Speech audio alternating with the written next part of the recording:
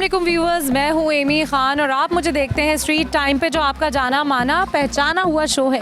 आज भी मैं आपको लेकर आई हूँ एक ऐसी ज़बरदस्त सी जगह, क्योंकि मैं चाहती हूँ स्ट्रीट टाइम से आपको हो पूरा का पूरा फ़ायदा। जी हाँ, आज जिस शख्सियत के पास हम मौजूद हैं वो हम आते रहते हैं आपके सवालों के जवाब उनसे तलब करने के लिए, और मिनटों में लम्हों में वो उन सवालों का, उन मुश्किलों का जवाब निकाल देते हैं। तो आपको देने लगी हूँ एक सरप्राइज़। तो आए मेरे साथ क्लिनिक के अंदर चलते हैं और देखते हैं वो शख्सियत, वो इंसान, वो चेहरा कौन सा है।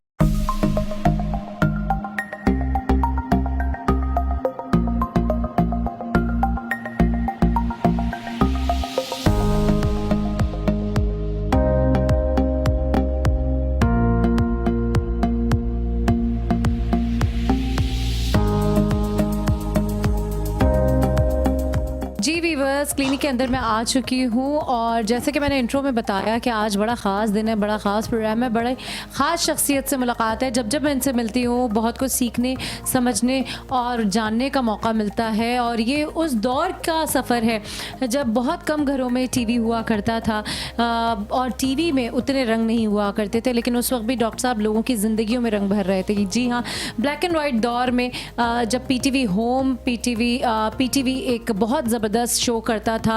आधे घंटे का ये ट्रांसमिशन होता था जिसमें सेहत के बारे में बताया जाता था और डॉक्टर साहब उस प्रोग्राम को कंडक्ट करते थे, बताते थे। और आज भी डॉक्टर साहब की मैं शुक्रगुजार हूँ, K21 शुक्रगुजार है, स्ट्रीट टाइम शुक्रगुजार है कि वो आज भी हमें इस तरह वक्त दे रहे हैं। हमारी कॉल्स जो हमारे वीवर्स देख रहे हैं उनकी कॉल्स को अटेंड कर रहे हैं और बैक टू बैक उनको आंसर देते हैं, चाहे वो व्हाट्सएप हो, चाहे वो लाइव कॉल हो, क्योंकि हमारे देखने वालों का रिश्ता आज का नहीं, बहुत अरसे पुराना है। ना सिर्फ ये टेलीविज़न बल्कि रेडियो पे भी, चाहे वो FM 100 हो, FM 101 हो, इस पे भी एक लंबा सफ़र करके आ चुके हैं। और अब भी मुख्तलिफ़ चैनल्स पे, मुख्तलिफ़ जगहों पे आप डॉक्टर साहब को देख रहे होते हैं। और ये स्ट्रीट टाइम की खुशनसीबी है कि स्ट्रीट टाइम के देखने वालों के लिए डॉक्टर साहब अपना वक्त देते हैं। जी हाँ, आपने बिल्कुल सही पहचाना। मैं जिस हस्ती की बात कर रही हूँ वो कोई और नहीं, डॉक्टर मोहम्मद अमजद इकबाल भट्टी साहब हैं, जिन्होंने आज भी हमें अपना दिन और वक्त दिया। अस्सलाम वालेकुम डॉक्टर साहब। वालेकुम अस्सलाम। कैसे हैं? अल्हम्दुलिल्लाह मैं ठीक हूँ, और जो लोग ठीक नहीं हैं वो चाहते हैं कि वो जल्द से जल्द ठीक हों और आपसे रब्ता करें। और आज डॉक्टर साहब आज आने का और आपका वक्त लेने का मकसद कुछ इस तरह से है कि इतनी सारी हमारी होश पोश लाइफ हो चुकी है, इतने ही ज़्यादा लोग हमें कॉल्स करते हैं। यकीनन आपके पास भी कॉल्स आती होंगी, रोज़ की बुनियाद पे लोग आपसे सवाल करते होंगे। आज जो एक बिलखुसूस मैं आपके पास एक बात लेकर आई हूँ वो है डायबिटिक शुगर। चाहे वो बाय बर्थ हो, चाहे वो आगे ज़िंदगी में आ गई हो, और ना सिर्फ बाय बर्थ बच्चे को बल्कि कुछ माओं को भी ये सिलसिला अपनी प्रेगनेंसी में हो जाता है, जिसमें वो इंसुलिन यूज़ करती हैं, डाइट कंट्रोल पे रहती हैं, और उसके बाद फिर वो कोई एहतियात या फिर वो कोई नॉर्मल लाइफ। तो क्या जिनको डायबिटिक हुआ होता है प्रेगनेंसी के दौरान, उनको बाद में भी हो सकता है और बच्चे को भी हो सकता है? इसका चेक एंड बैलेंस रखना चाहिए डॉक्टर साहब? बिल्कुल रखना चाहिए, लाजमी रखना चाहिए। उसमें यह है, ब्लड भी आप चेक कराते रहें, अपनी शुगर भी चेक कराएं और अपना यूरिन भी टेस्ट कराते रहें। और इसके साथ साथ देखें, ये जो तकलीफ़ है इसका हमल के दौरान भी और हमल के बगैर, प्रेगनेंसी के अलावा भी ये चीज़ें जो हैं रेगुलर होती हैं। अभी कल की बात आपको बता रहा हूँ कि मेरे पास एक बच्ची लाई गई है, तकरीबन 8 साल की बच्ची थी, जिसको तकरीबन 2.5 साल की उम्र से जो है वो शुगर की तकलीफ थी उस बच्ची को। ओहो, अच्छा। और मैं ख़ुद भी बड़ा हैरान हुआ कि उस बच्ची को दिन में 4 दफ़ा इंसुलिन लग रहे थे, और 4 दफ़ा इंसुलिन लगने के बावजूद 453 पॉइंट के ऊपर उसकी शुगर थी। इतनी इंसुलिन लगने के बावजूद मैं ख़ुद बड़ा हैरान हुआ उस बच्ची की कंडीशन देख के। लेकिन बच्ची देखने में नॉर्मल लग रही थी, और लेकिन काफ़ी सीरियस कंडीशन में थी। उसके वालिदैन के बेचारे ऐसे थे जैसे अभी रो पड़ेंगे। मैंने उनको बड़ी तसल्ली दी, मैंने उनको कहा ना, आप होम्योपैथिक में इलाज है, आप टेंशन न लें, तो आप स्टेप बाय स्टेप हम इसकी इंसुलिन भी कम करेंगे, और साथ साथ ये आप होम्योपैथिक मेडिसिन इसको रेगुलर यूज़ करें, और 3-3 घंटे बाद इसको मेडिसिन देना शुरू करें, ताकि तकलीफ़ की जो शिद्दत है वो कंट्रोल में आ जाए। जब तकलीफ़ की शिद्दत कंट्रोल में आ जाएगी फिर मेडिसिन हम दिन में 3 दफ़ा कर देंगे। अभी आप इसकी इंसुलिन 3 दफ़ा कर दें और मेडिसिन साथ रेगुलर जारी रखें, ठीक है? तो इंशाल्लाह देखें इस तरह के केस आते हैं। आज तक हम तो ये समझते हैं ना कि सर बड़ी एज के अंदर शुगर होगी। बिल्कुल। आजकल तो मेरे पास जब यंग लोग आते हैं, अभी इनकी शादी भी नहीं हुई होती, तो वो आके बैठता है तो अपनी बीमारी बताने से पता कहता है, डॉक्टर साहब मुझे तो 3 साल से शुगर है। तो उससे पूछो क्या वजह, स्ट्रेस, आजकल का जो माहौल है उसकी वजह से स्ट्रेस बहुत ज़्यादा है, ख़ास तौर पर यंग लड़के जो हैं जिनको मुलाजमतें नहीं मिल रही, ट्रू, पढ़े लिखे हैं, हाथ में डिग्रियाँ पकड़ी हुई हैं लेकिन जॉब नहीं है। और ज़ाहिर है जब जॉब नहीं होगी, हाथ में पैसे नहीं होंगे, मुश्किलात का शिकार होंगे तो टेंशनें तो बढ़ती हैं ना।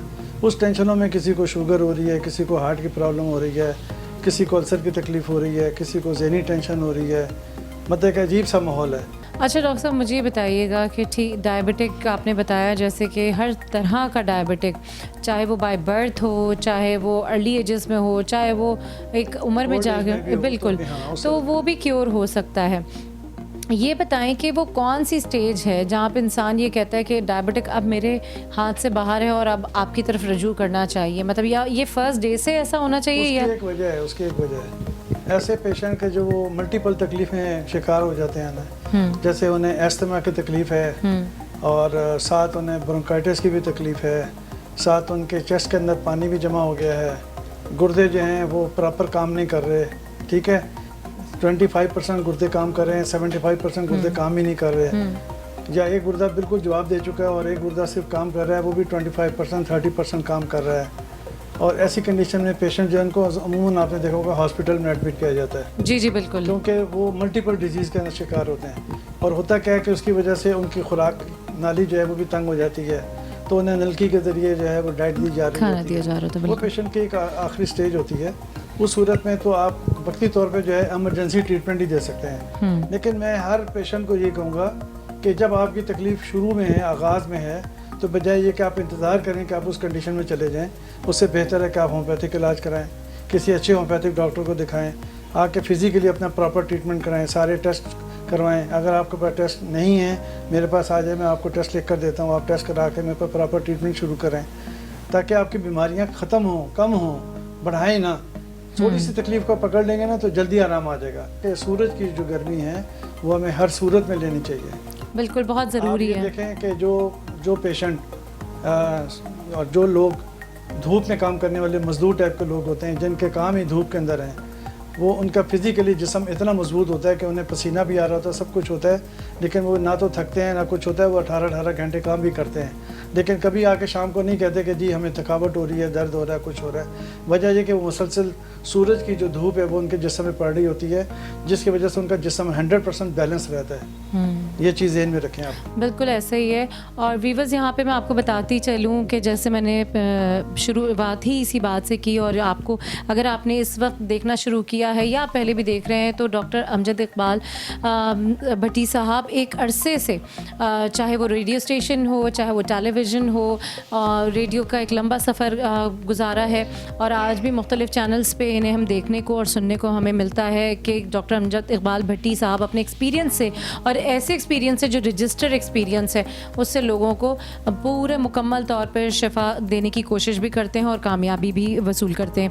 आप में से जो भी जिस भी तरह, चाहे कराची हो, कराची से बाहर हो, किसी तरह के किसी भी मर्ज़ की आप या आपकी फ़ैमिली में कोई भी खुदा न खास्ता इशू हैं, तो और क्यूरी रखते हैं, पूछना चाहते हैं, मुलाकात करना चाहते हैं, तो स्क्रीन पे दिए हुए नंबर्स पे आप डायल कर सकते हैं, रब्ता कर सकते हैं। जो आपको जहाँ जिस जगह पे कन्वीनियंट इनकी क्लिनिक होती हैं 3 जगहों पे कराची में, जो एरिया आपको कन्वीनियंट हो, जो टाइमिंग आपको कन्वीनियंट हो, अकॉर्डिंग टू योर कन्वीनियंस आप इनसे मुलाकात कर सकते हैं। और डॉक्टर साहब, ये तो मैंने ख़ुद देखा है, प्रोग्राम के तवज्जुह से लोगों के मैसेजेस आते हैं और लोग बताते हैं कि डॉक्टर साहब ने उन्हें देन एंड देयर क्योर किया, देन एंड देयर उनके मसाइल जो हैं वो सुने और हल किए। और यहाँ पे एक सवाल है नुदरत का। नुदरत पूछना चाहती हैं कि उन्हें सोते सोते खांसी के फंदे लगते हैं, ये एलर्जी है, ये पुरानी खांसी है, और ये खांसी उनको नॉर्मल हालत में नहीं लगती, बाज़ दफ़ा उन्हें सोते सोते से इसमें फंदे लगते, तो क्या कहना चाहेंगे नुदरत का? देखें, इसकी वजह यह है कि उनको पुरानी एलर्जी की तकलीफ़ है, साइनोसाइटिस की तकलीफ़ है, और उनका नज़ला गले के अंदर गिरता है, बलगम भी पैदा होगा, और ये उनकी तकलीफ़ जो बता रही हैं वो पुरानी तकलीफ़ है। तो मैं उनको यही मशवरा दूंगा कि होम्योपैथिक मेडिसिन की तरफ आ जाएं। 2 से 3 महीने रेगुलर मेडिसिन खानी पड़ेगी। वैसे वो नमक के गरारे कर सकती हैं, डेली सुबह उठ के तो हल्के से नीम गर्म पानी में 1 चुटकी नमक डाल के उसके गरारे भी करती रहें, और खटाई से परहेज़ करें, खट्टी और ठंडी चीज़ों का इस्तेमाल ना करें। इसके अलावा मैं आपसे गुजारिश करूँगा, बहुत सारी ऐसी बीमारियाँ जो हमारे माशरे में हैं, जिसके अंदर बालों का गिरना, गंजपन का होना, आजकल आप देखती हैं माशरे में जो है वो जगह जगह लोग कहते हैं कि जी आप आ जाएं, अगर आप गंजे हो गए तो हम आपके बाल नए बाल लगा देंगे, और बहुत से लोग लगवा भी रहे हैं। रीप्लांटेशन हो जाए, रीप्लांटेशन हो रही है। लेकिन मैं उनको मशवरा दूंगा कि हमारे पास एक ऐसा ऑयल है कि जिसके इस्तेमाल करने से आपको कोई नए बाल लगवाने की ज़रूरत नहीं है। 5-6 महीने रेगुलर इस ऑयल को यूज़ कर लें, और इस ऑयल का नाम है UM28 हेयर ऑयल। ये है UM28 हेयर ऑयल। ये बहुत ही आजमूदा और बहुत पुरानी चीज़ है, बल्कि बहुत से लोग इसको जानते हैं, फिज़िकली जानते हैं, जिनको फ़ायदा है। और आपको एक बात बता दूं, पूरे पाकिस्तान से बाई पार्सल ये मेडिसिन पूरे पाकिस्तान में जाती है। इसीलिए जाती है कि जिस लोगों ने इस्तेमाल कर लिया है उनको इसका इतना फ़ायदा है, सर में खुश्की हो, बालों का गिरना हो, बालों में दाने निकल आएँ, ख़ारिश हो या गंजपन हो जाए, या कोई भी प्रॉब्लम बालों के हवाले से हो, चाहे वो लेडीज़ हो, जेंट्स हो, बच्चे हों, नौजवान लड़के हों, उसकी एक बुनियादी वजह क्या है कि हम लोग तेल लगाना पसंद नहीं करते। पहले हमारे ज़माने में खोपरे का तेल, जिसको आप कोकोनट ऑयल कहते हैं, वो सर में लगाया जाता था, सरसों का तेल लगाया जाता था, और इस तरह से ऑलिव ऑयल लगाया जाता था। तो वो अब तो लगाना लोगों ने बंद कर दिया है। तो कम से कम ये UM28 ऑयल रात को सोते वक्त सर में मालिश करें, तो इससे आपके बाल भी गिरना बंद हो जाएंगे, और जो बाल गिरे हुए हैं वो वापस आएंगे। ये भी मैं आपको एक बात बता दूँ, ये बड़ी काम की चीज़ है, जिसको आप हल्का मत लीजिएगा। और कीमत भी इसकी बहुत सी मुनासिब सी है आजकल के हिसाब से, कोई महंगा आइटम नहीं है ये। तो हमने कीमत ऐसी रखी है ताकि गरीब से गरीब आदमी भी इसको ख़रीद सके। तो इसके अलावा और बहुत सी ऐसी बेशुमार बीमारियाँ हैं, जैसे जोड़ों का दर्द है, कमर का दर्द है, गैर ज़रूरी तौर पे मोटापा है, औरतों का बहुत ज़्यादा मोटापे की शिकायत है।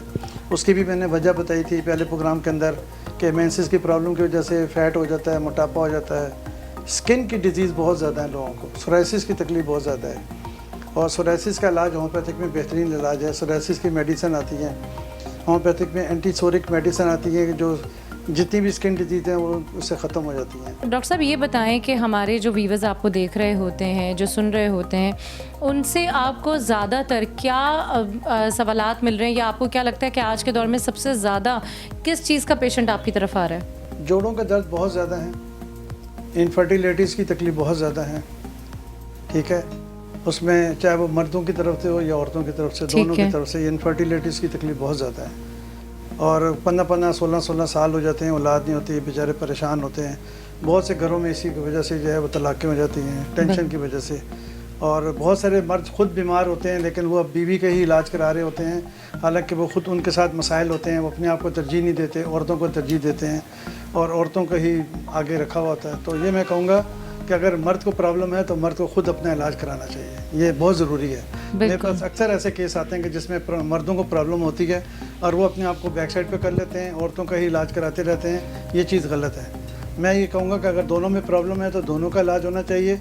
अगर औरत में प्रॉब्लम है तो सिर्फ औरत का इलाज होना चाहिए, और अगर मर्द में प्रॉब्लम है तो मर्द का इलाज होना चाहिए। बिल्कुल, इस चीज़ को तरजीह दें, और इसके टेस्ट वगैरह करा के मेरे पास आएँ, और अगर आपने नहीं कराया तो मेरे पास आएँ, मैं आपको टेस्ट लिख कर देता हूँ। संजीदा होकर इसका इलाज कराएं। 3 से 4 महीने में अल्लाह के फजल से बेशुमार घरों में औलाद पैदा हो गई। बहुत से लोग खुद आते हैं मेरे पता के, कहते हैं डॉक्टर साहब हमने आपसे इलाज कराया था, आज माशाल्लाह हमारे 4 बच्चे हैं, कोई कहता है 3 बच्चे हैं। तो मकसद कहने का ये है कि अगर प्रॉपर ट्रीटमेंट हो तो कोई ऐसा मसला नहीं कि ये चीज़ मसले हल ना निकले। बिल्कुल ऐसे ही। और डॉक्टर साहब यहाँ पे एक सवाल है, कोकब ने पूछा है गुलशन से, आसाबी कमज़ोरी, आसाबी कमज़ोरी क्या होती है और वो किस तरह से इसको क्योर कर सकती हैं? देखें, ये नर्वस टेंशन इलाज है, नर्वस की तकलीफ़ है। आसाब कमज़ोर हो जाते हैं जब आपकी बॉडी में वाइटल एनर्जी वीक होगी ना, तो आपको नर्वस सिस्टम भी होगा, आसाबी कमज़ोरी होगी, जिस्मानी कमज़ोरी होगी, दिमागी कमज़ोरी के साथ साथ आपको चक्कर भी आएंगे, एंजाइटी आपको ज़्यादा फील होगी, बैठे बैठे आपको सांस फूलना लगेगा, बाहर आप निकलेंगे तो आपको कोई चीज़ अच्छी नहीं लगेगी, और अगर आपको साथ कोई हंसी मजाक किया जाए तो वो भी आपको बुरा महसूस होगा। तो ये एक एंजाइटी की कंडीशन होती है, आसाबी कमज़ोरी की। उसमें बॉडी के अंदर चिड़चिड़ापन आ जाएगा, ज़रा सी बात पे आपको गुस्सा आने लग जाएगा, ठीक है, और इस तरह की जो कंडीशन है वो हो जाती है। तो ऐसे लोगों को मैं कहूँ होम्योपैथिक की तरफ आएँ। होम्योपैथिक में ऐसी सी मेडिसिन है जिसके लिए कालीफास हमारे होम्योपैथिक में आती है, एवनास्टेबा आती है, पैसिफ्लोरा आती है, बेशुमार तकरीबन 5000 मेडिसिन है होम्योपैथिक में इस मर्ज़ के इलाज के लिए। तो अगर आप होम्योपैथिक में आ जाएँ तो 3 से 4 महीने में इस बीमारी का मुकम्मल इलाज हो जाता है। कौकब को अपनी बात का बहुत डिटेल में जवाब मिल गया होगा और आज नहीं कल नहीं, ये एक बरसा बरस पुरानी और बरसा बरस जिसे कहते हैं कि ये सफ़र रहा है डॉक्टर अमजद इकबाल भट्टी साहब का, जिन्होंने ना सिर्फ टीवी बल्कि रेडियो से भी आपसे मुखातिब रहे, आपके मसाइल का हल आपको बताते रहे। और मैं तो जब डॉक्टर साहब से मिलती हूँ हमेशा इनकी मशकूर और शुक्रगुजार रहती हूँ कि ये हमें मुस्तकिल टाइम दे रहे हैं, डेली की बुनियाद पे लोगों को डील कर रहे हैं, टैकल कर रहे हैं। डॉक्टर साहब मैं ये जानना चाह रही थी कि आप जिस तरह इन बीमारियों का बता रहे हैं, लोगों का बता रहे हैं, बहुत सारे लोग ऐसे होते हैं जो अलग अलग दर पे जा रहे होते हैं, अपनी जाहिर सी बात है वो परेशान होते हैं, पैसे से अलग, हालात से अलग।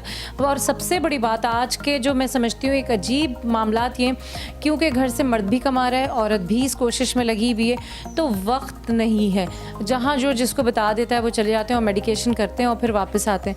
तो बहुत सारे मामले ऐसे होते हैं जो वर्स्ट हो जाते हैं, इतनी दवाइयाँ इस्तेमाल हो चुकी होती हैं कि वो आपकी तरफ आते हैं। उस सूरत हाल को किस तरह से डील किया जाता है? हाँ, मैं उसकी वजह बताता हूँ।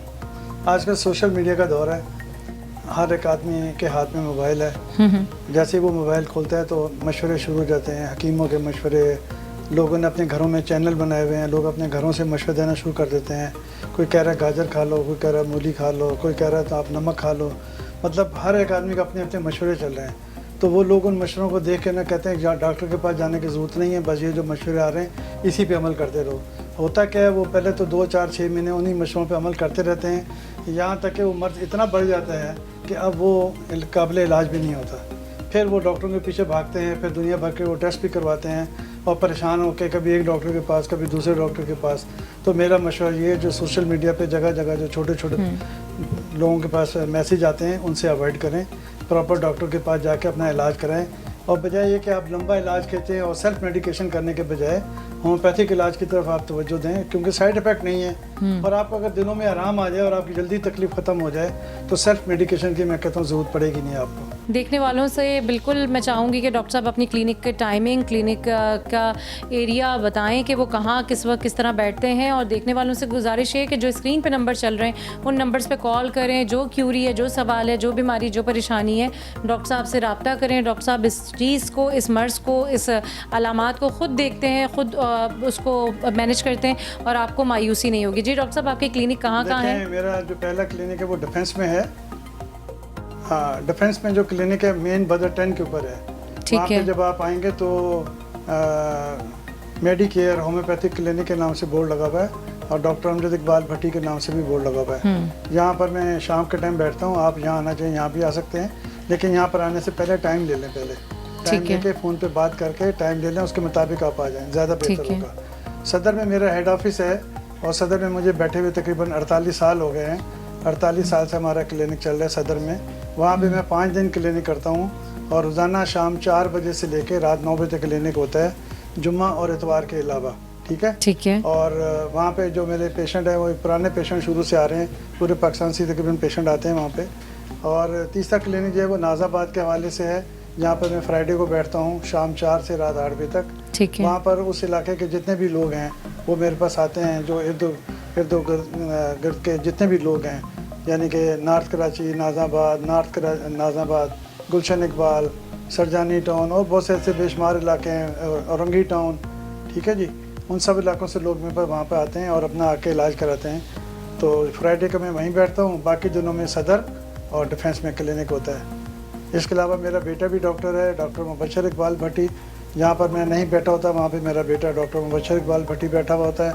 वो भी बिल्कुल मेरी तरह प्रैक्टिस करता है और माशाल्लाह तजर्बाकार है और बेहतरीन पढ़ा लिखा बच्चा है। आप उसके पास आएंगे तो इंशाअल्लाह ताला उसको हर लिहाज से गाइडलाइन देंगे और इलाज भी होगा इंशाअल्लाह ताला। बिल्कुल ऐसा ही है। और डॉक्टर अमजद इकबाल भट्टी को कौन नहीं जानता दुनिया में, ना सिर्फ पाकिस्तान बल्कि पाकिस्तान से बाहर भी। डॉक्टर साहब ने जिस तरह बताया कि उनकी दवाइयाँ, उनके मरीज़ जो हैं वो इंटरनेशनली भी होते हैं।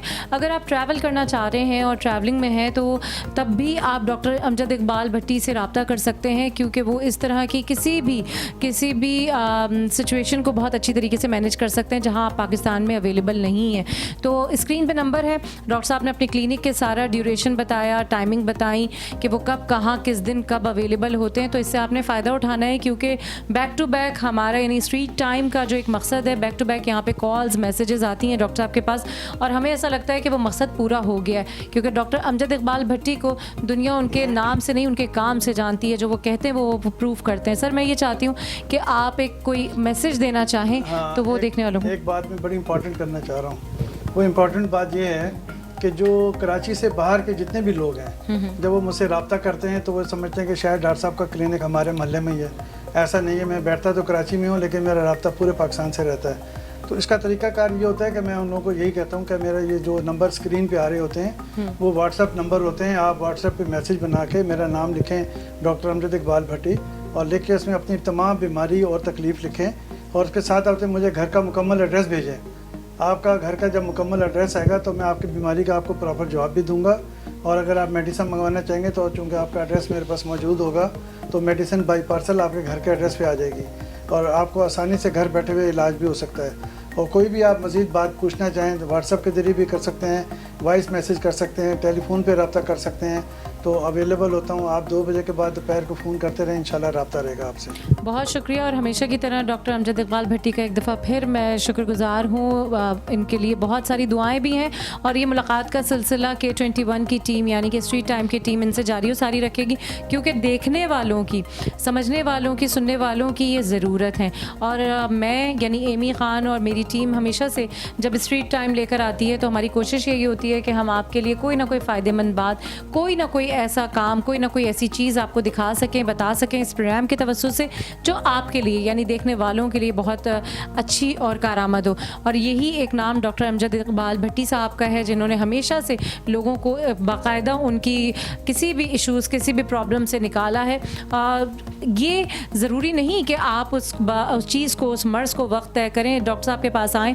अगर वो बीमारी इतनी वर्स्ट है या पुरानी है तो वो आपको बेहतर गाइडलाइन दे सकेंगे। बहुत शुक्रिया डॉक्टर साहब एक दफ़ा फिर और यकीनन हमारे देखने वाले आपसे दोबारा इसी तरह से रब्ता करते रहेंगे। स्क्रीन पे नंबर मौजूद है और अपना बहुत ख्याल रखें, अपने साथ उन लोगों का ख्याल रखें जो आपका ख्याल रखते हैं, आपके लिए दुआ गो हैं, आपके लिए परेशान हैं और ज़िंदगी है तो सब कुछ है। Stay blessed, stay healthy. मुझे एमी ख़ान को और स्ट्रीट टाइम की टीम को इजाज़त दें। फिर कहीं ना कहीं किसी अच्छी जगह किसी बहुत अच्छे से इंसान के साथ, शख्सियत के साथ इसी तरह मुलाकात का सिलसिला आपके साथ जारी रहेगा। स्टे ब्लेस्ड, अल्लाह हाफ़िज़।